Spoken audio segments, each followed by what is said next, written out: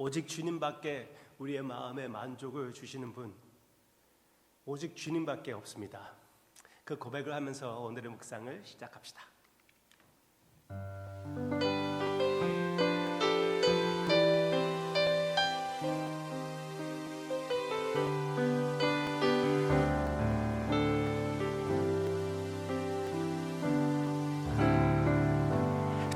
주님과 같이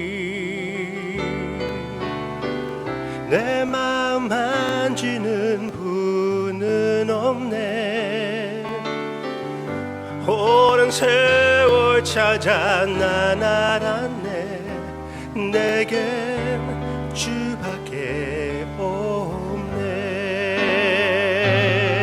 주 자비 강같이 흐르고 주 손길 치료하네. 고통받는 자녀 부으시니 주밖에 없네. 오, 주님과 같이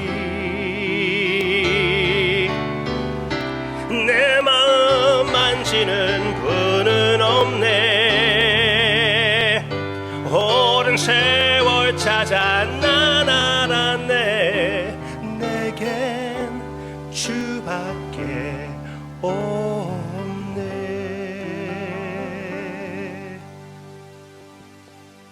우리 주님밖에 없다고 우리 고백했습니다.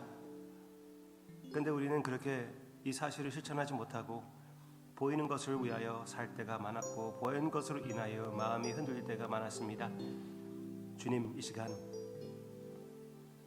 주님이 우리의 모든 것이라는 것을 기억하고 인정하고 고백하고 실천하고자 합니다.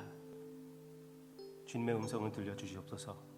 감사드리며 예수님의 이름으로 기도합니다. 아멘.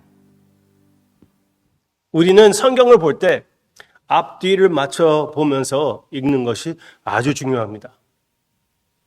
한 구절이 있으면 그 전에 있는 구절, 그 다음에 따르는 구절, 그리고 그 구절이 나오는 성경 한 부분, 그러니까 복음서이면은 요한복음, 그리고 요한복음이 나타나는 신약, 그리고 신약과 구약 전체가 하나님의 말씀이니까 그 전체를 보는 것도 아주 중요하고, 그 다음에 많은 사람들이 그 부분에 대해서 어떻게 얘기하는 건지 그것도 생각하는 것도 아주 귀합니다. Alright. 제가 왜 여러분들에게 이런 말을 말씀드립니까? 오늘 볼 본문은 두 가지 내용이 나오고 있는데 두 가지 이렇게 갈라지거든요. 배경을 얘기해주고 그 다음에 주님께서 말씀하신 내용이 나오고 있습니다. 그 두 가지. 그런데 그 두 가지가 전혀 연결성이 없는 것 같이 느껴질 수가 있어요. 그렇지만 분명히 연결되어 있습니다. 뭐 그러므로 그런 말이 나오면은 대답을 했다 그런 말이 나오면은 주님께서 대답하여 이르시되 그런 말이 나오면은 앞뒤가 이어지는 것입니다. Alright? 예수께서 대답하여 이르시되 그 말이 나오면은 앞뒤가 맞춰지는 것입니다. 따라오면은 잘못 해석합니다. 오케이. 적어도 부족한 해석이 될 수밖에 없어요. 오늘은 이어서 봅시다. Alright. 요한복음 12장 20절. 명절에 예배하러 올라온 사람 중에 헬라인 몇이 있는데 그들이 갈릴리 벳세다 사람 빌립에게 가서 청하여 이르되 선생이여 우리가 예수를 배우고자 하나이다 하니. 예수님을 보여주세요. 우리의 마음은 예배 드릴 때 올 때마다 예배 드릴 때마다 예수님을 보여주세요. 그런 마음을 가지고 그런 갈증을 갖고 나아오시기를 바랍니다. 그들은 그렇게 올바른 태도로 왔습니다. 그랬을 때 22절 빌립이 안드레에게 가서 말하고 안드레와 빌립이 이제 같이 예수께 가서 여쭈니 예수님에게 물어본 거예요. 예수님께 고한 것입니다. 이 헬라인들이 정식 유대인들이 아니라 이 헬라인들이 주님을 뵙고자 합니다. 그 청을 얘기한 것입니다. 그랬더니 주님의 반응을 보시기를 바랍니다. 예수께서 대답하여 무엇을 대답한 것입니까? 그들이 헬라인들이 예수님을 보고 싶다고 얘기했을 때 예수님께서 대답하여 이르시되 인자가 영광을 얻을 때가 왔도다. 그리고 그 다음에 주님께서 돌아가실 것을 말씀하십니다. 그리고 성경 요한복음에서는 예수님의 영광은 십자가입니다. 예수님께서 영광의 순간을 얘기할 때는 십자가에 올림을 받는 십자가에 달리시는 모습을 대하여 영광이라고 주님께서 말씀하십니다. 여기에 분명히 그 내용입니다.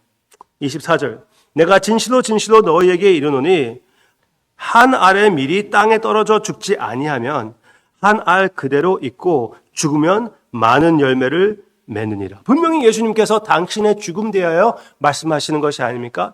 예수님께서 십자가로 인하여 돌아가심으로써 부활하시고 많은 열매를 맺을 것을 예언하시는 것입니다. 오케이. 그러면은 예수님께서 이렇게 십자가 대하여 말씀하시는 것과 이 헬라인들 그리고 헬라인들 포함하여 이방인들이 예수님을 보고 싶어하는 것 무슨 관련이 되어 있습니까? 이것입니다. 예수님께서 십자가에 달리신다면은 십자가에 올려지신다면은 모든 주님의 백성들을 하나로 모아주신다는 것입니다.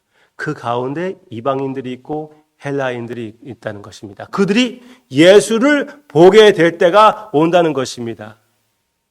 예수님을 보고 싶다고요? 예수님께서 말씀하시는 것입니다. 나의 영광을 그들에게 보여줄 때가 왔다. 아멘. 십자가를 통하여 우리와 같은 이방인들을 주님께 인도하게끔 주님을 보여주기 위하여 그 십자가가 있다는 것입니다. 십자가 상을 통하여 우리와 같은 전혀 유대인의 피 한 방울도 우리의 몸에 있지 않는 우리 같은 사람들도 예수님을 보게 된다는 엄청난 사실을 우리에게 선포해 주고 있는 것입니다. 그것만 아닙니다. 그 다음에 이어서 주님께서 우리 대하여 제자들 대하여 이렇게 말씀하십니다. 25절 자기의 생명을 사랑하는 자는 잃어버릴 것이요 이 세상에서 자기의 생명을 미워하는 자는 영생하도록 보전하리다. 아멘. 바로 이것이 예수님께서 당신 대하여 하신 말씀이 아닙니까? 예수님이 그 한 미랄이잖아요. 그런데 이제 우리가 우리의 생명을 사랑하지 않고 우리의 생명을 미워할 때 영원토록 주님과 함께 살게 된다고 주님께서 말씀하셨습니다. 바로 이 말씀을 하시기 전에 이런 내용이 나오고 있습니다. 12장 9절에서 나오는 내용인데요. 유대인들이 예수님께서 나사로를 살렸기 때문에 나사로까지 죽이려고 한다고 그랬습니다. 예수님을 죽이는 것으로 부족합니다. 나사로까지 죽여야 되는 거예요. 와우. 우리의 대장이신 예수님을 죽이려고 했다면 우리를 죽이려고 하는 것은 대적한다는 것은 당연한 것입니다. 주님께서 이 세상에서 살면서 주무실 곳이 없고 몸이 불편하셨다면 우리도 역시 이 세상에서 편할 수가 없다는 것이에요. 그게 당연한 것입니다. 깜짝 놀랄 필요가 없어요. 예수님을 따르면 모든 것이 잘 될 것이라고 생각했습니까? 세상적으로 볼 때도요? 아니에요.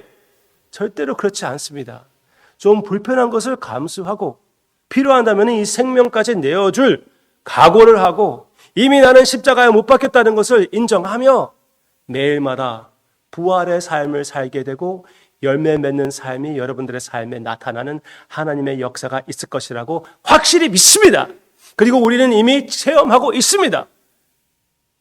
그 사실을 잊지 말고 오늘 주님 안에서 죽고 승리하고 열매를 맺는 우리 모두가 되기를 주님의 이름으로 축원합니다. 기도하겠습니다. 영생을 바라보는 하나님의 자녀들에게는 이 세상의 삶이 불편한 삶이라는 것을 우리는 알게 됩니다. 이 세상에 사는 삶은 질병의 삶이며 이 세상에 사는 삶은 많은 사람들이 나를 이해하지 못하는 삶이며 당연히 주님을 따르는 길은 이 세상으로 하여금 외면을 당하는 길이라는 것을 우리가 보았습니다. 그렇지만 그러므로 이 세상을 우리가 비난하던가 이 세상을 미워하는 것이 아니라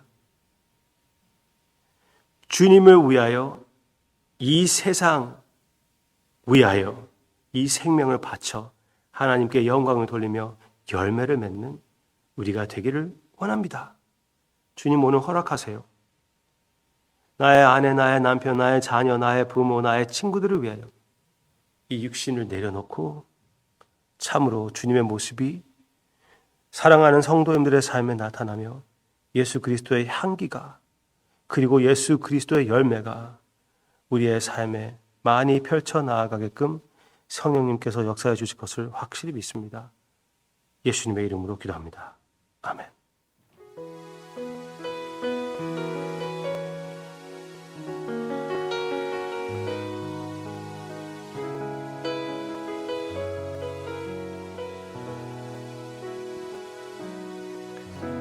주님, 내가 광야 가운데 나가설 수 있는 것은 바로 그곳에 내 주 예수님께서 계시기 때문임을 때론 나의 목이 마르고 눈물 흘려내릴 때도 주의 약속인 하여 두 손을 들고 주의 영광 선포하리. 나의 호흡이 광야에서 멈춘다 하여도 주가 거기에 계심으로 마지막 호흡도 예배하리. 그곳이 광야이든 푸른 초장이든 주가 거기 계심으로 주로 인해 시작된 나의 항해는 믿음으로 예배하는 것.